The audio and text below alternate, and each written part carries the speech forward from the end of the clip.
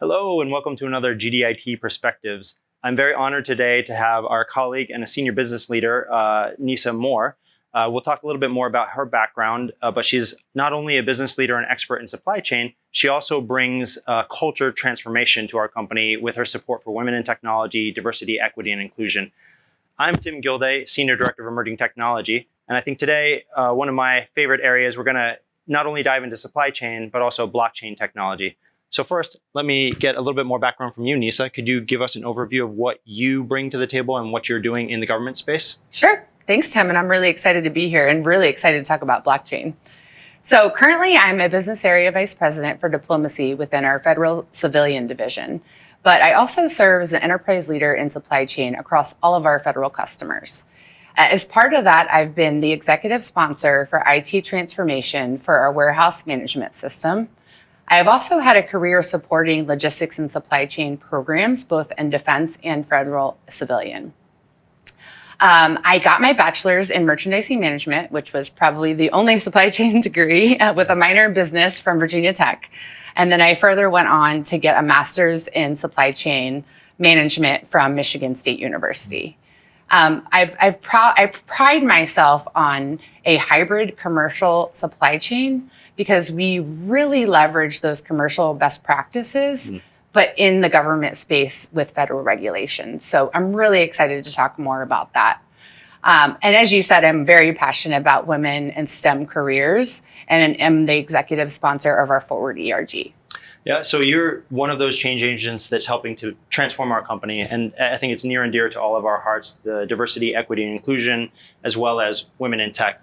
So I think that's threaded through all of our talks, but let's just dive right in. Supply chain. So in the government space, obviously, it's a very complicated topic, and we can't get all the way as deep as we'd like to in just 15 minutes here. But can you describe supply chain in the context of the government space? I know this covers anything from the medical side, the military side, security supplies. Can you describe the umbrella and the most critical aspects and point of view of the government? Yeah, I think that's such a great question and clarity, because if you look at the evolution of supply chain, it really was called logistics over the last 20 years. And it really, from a government perspective, was working in a government facility, providing staff augmentation, maybe doing some shipping, but it has really evolved into what we now call supply chain management.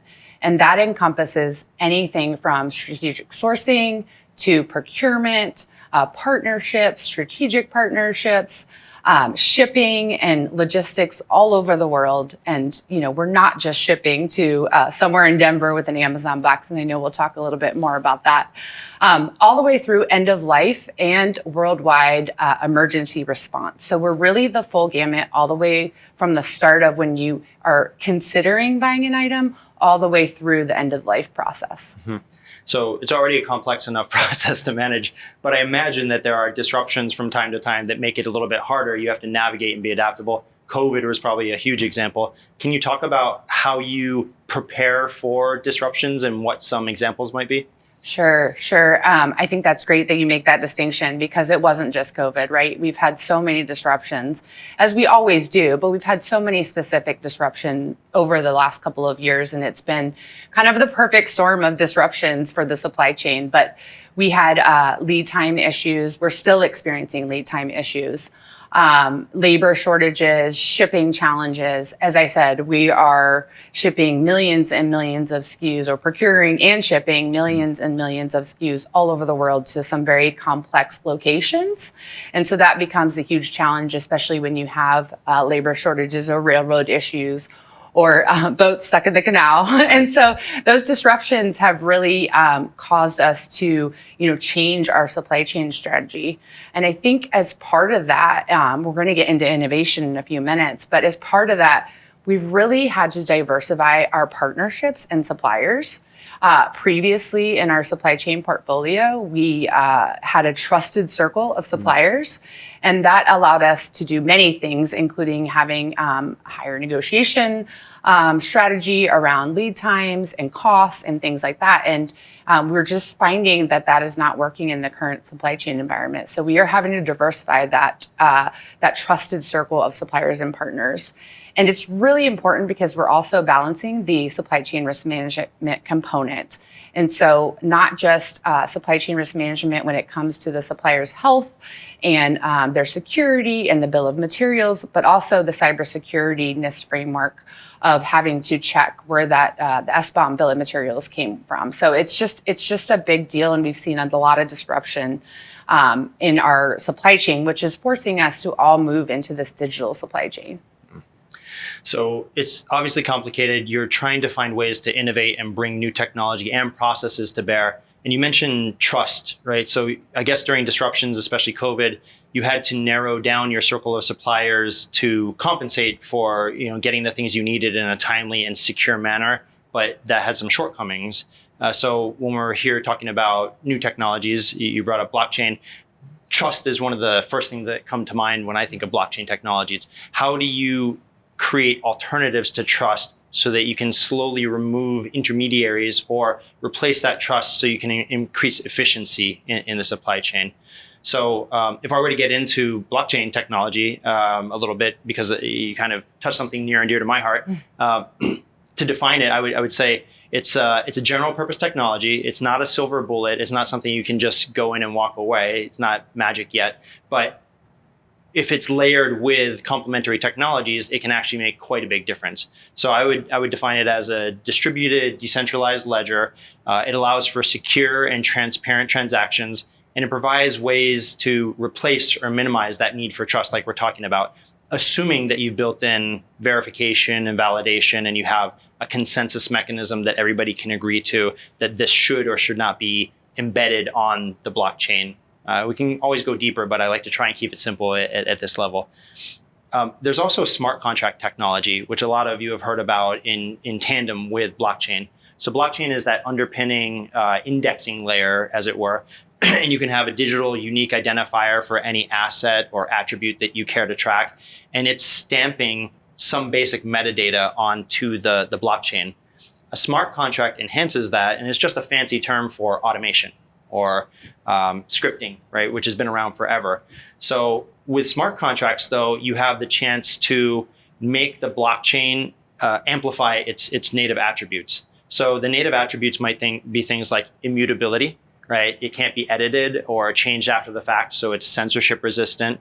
So if you have something like Department of Justice wants to make sure that they've got 7 years, they know where this document is and it hasn't been tampered with, or study data, you can hash that and make sure that that hasn't been tampered with. That immutability attribute is key. Using IoT devices out in the real world, Internet of Things devices like sensors, you can start to track the GPS location of assets as you're sending them around the world. You can also track other attributes like the temperature or the humidity or any other, if there's radiation, any variables that are important to you for that particular asset. And then those sensors can send information back through another technology called oracles. A lot of fun words, and oracles is just APIs. It's application program interfaces that pull real world data into those smart contracts and the blockchain so that some threshold could get triggered and that smart contract would enact whatever has been written in it. So one example we used was if you're shipping medication and that medication had to be above and below a certain temperature, if the IoT device had been measuring it all the while from wherever it was sourced until it got in the hands of one of our health agencies, the sensor could actually automatically execute a contract upon delivery to this GPS location. If all the other thresholds had been within the boundaries we expected, once it's there and signed for, the smart contract would maybe execute funds going back to the delivery or the source from where that came.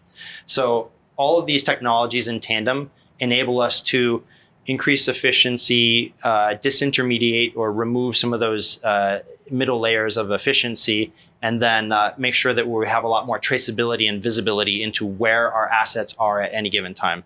So I know that's a lot of complicated information, but that's part of the blockchain technology, and I think it plays a good part potentially in the future of where supply chain is. Yeah, and I love that. I love it because, even though we did experience some challenges during all of the disruption, you know, innovation and digital supply chain has one that's been accelerated. And so this is so exciting to me from a blockchain perspective of infusing that technology into supply chain, and all of the examples that you just gave that touch either the incoming procurement piece or the delivery piece, or even in your own warehouse. I think that's such an important component to have in your supply chain. So as I think about the supply chain challenges that we've already talked about, but the more the trends, right? The technical nodes or the system of systems. I mean, like you said, blockchain isn't a silver bullet, and neither is our SCRM tool or our warehouse management tool, but it's really that combination of the tools, the processes, and the people, right? And so when we think about that, when we think about the need for visibility, the complex procurements, we talked about SCRM and CSCRM, like, how can those things be addressed through blockchain or mitigated? Well, there's again, all the attributes that we talked about can be mapped to some of the hurdles or obstacles or the challenges that you posed. Again, we want to increase visibility to answer to all those, so that permission players, when they are allowed access to some or all of the data that we're trying to track with that blockchain, we know who they are. They can authenticate in a secure way using private and public keys, so we can enable them to access some level of that information. That visibility, that common visibility with a single source of truth, enables everybody else to build systems or trigger actions in unison in a much more efficient way. So that's part of it. Hopefully, we can simplify procurement, like you were saying, by executing smart contracts. Now, it's not easy, right? We have to put a lot of planning into building these smart contracts. The financial industry has really made headway in this, but they know it's a lot more upfront planning to get that huge return on investment if you are able to execute it correctly. And some piece of information I would give with smart contracts: you always want to make sure you have some exception handling, because in some ways you are giving authority to code to help increase efficiency. But you want to make sure you've thought of not only if the situation happens the way you hoped it happens, what if it doesn't execute the way you wanted it to? You need to make sure that when you're writing these, you have an escape valve. That's one of the reasons why, like you said, many government agencies have many systems that they're using. Blockchain and smart contracts, they can follow this. You can either have a closed permissioned blockchain that one government agency runs, and they have maybe their 12 or 30 players on that, each with their own access. But let's say they built that, it seems to be working well for them, and another agency or another partner wants to come on board, but they want to use different technology. They can build their technology, and then they can start to link their different blockchains in what's called a consortium, where they're sharing some data back and forth. It follows the same rules or has similar protocol requirements. It's all compliant with whatever regulations we want to be compliant with. And that compliance is also guided by the smart contracts as much as possible. And then we can link those. The sharing of data, hopefully, again, it would be aligned by those unique identifiers on the blockchain. And then as much as possible, we'd start using those smart contracts to automate it. We'd also hope that this could then lead to a reduction in counterfeiting or gray market assets. So if you know you have trusted sources, you can follow when they ship something after your order, when they ship it, you can follow it from the starting point to the end point, assuming you have all the IoT data in place and the sensors are working correctly. And then hopefully over time, that can help to supplement the manual auditing of those. So the spot checking that we do to make sure that an asset isn't counterfeit, probably we can slowly reduce that physical manual labor and rely more on the IoT and the smart contracts to do that for us. And then lastly, like you said, security underlies everything. So blockchain technology, if it's used properly and we've implemented it correctly, it should enable that secure information sharing. So the one thing I mentioned before about consensus mechanisms, that's when you want to write something to the blockchain, or you want to make sure that you're not putting in information that's irrelevant or fraudulent. You have a consensus mechanism that fits your agency or your partnership's needs, and it's different for everybody. You have to figure out, do we need a 51% concurrence that this is good? The reason for these consensus mechanisms is to make sure that we have a high barrier to fraudulence. And that is another layer of security in the overall process. So again, I threw a lot out there, but I hope that mostly applies to the supply chain complexity. No, yeah, I think that's great. I think that when you think about the slow adoption of blockchain in the government supply chain space, their concerns are around infrastructure needs, data standardization, security, compliance. And so I think you touched on and scalability, right? So I think you touched on all of those components of blockchain. So I think this is really exciting. Yeah. I mean, it's hard, from implementing all kinds of technology. Blockchain is no different, right? They all need the same basic blocking and tackling, right? So you need to have great communication. You need to identify all the stakeholders. You need to make sure that you're getting the requirements and keeping the scope narrow, because just like you said, blockchain has had trouble gaining traction, right? It's been experimented with and piloted in the government space.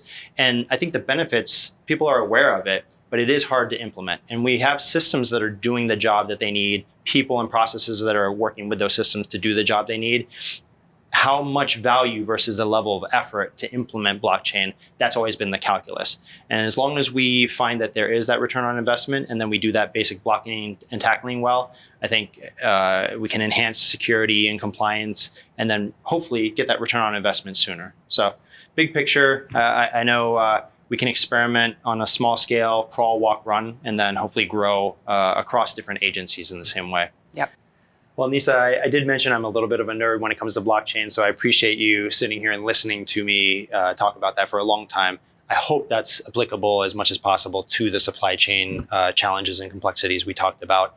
It's very important for our audience to understand, even though we covered a lot here, what your key takeaways are. What would you leave them with as a parting comment?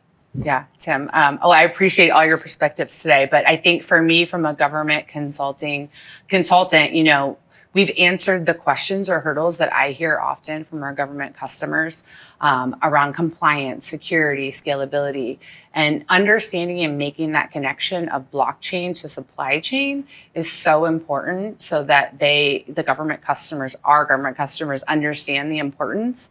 And really it ties into being able to focus on data analytics, because if we have clean data, we can focus our attention on data analytics.